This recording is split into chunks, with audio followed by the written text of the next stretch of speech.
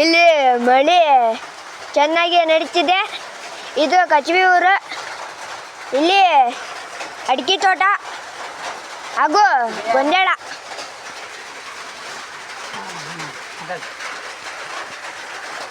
ಇಲ್ಲಿ ಮಳೆಯ ಹೊಡೆತಕ್ಕೆ ಗೊಂಜಾಳಗಳು ಎಷ್ಟು ಎತ್ತರ ಬೆಳೆದಿವೆ ಹಾಗೂ ಇಲ್ಲಿ ತೋರಿಸ್ತಾನೆ ಬರ್ರಿ.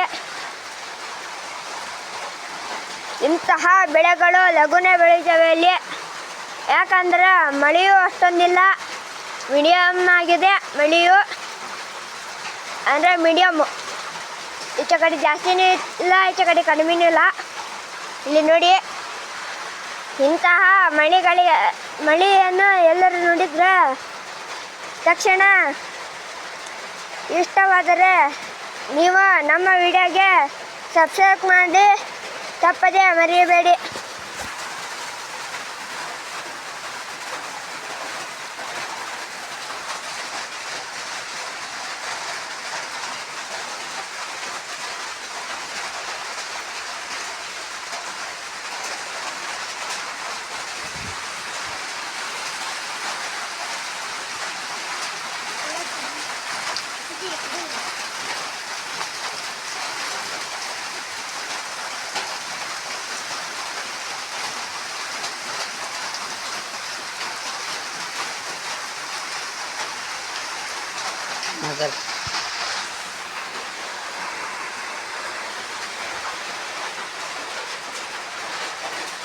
ಇಲ್ಲಿ ನೀವು ನೋಡ್ತಿದ್ದೀರಲ್ಲ,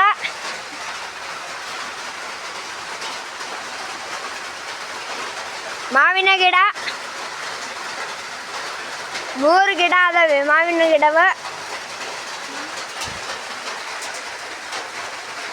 ಅಡಿಕೆ ತೋಟ, ಗೊಂಜಾಳ,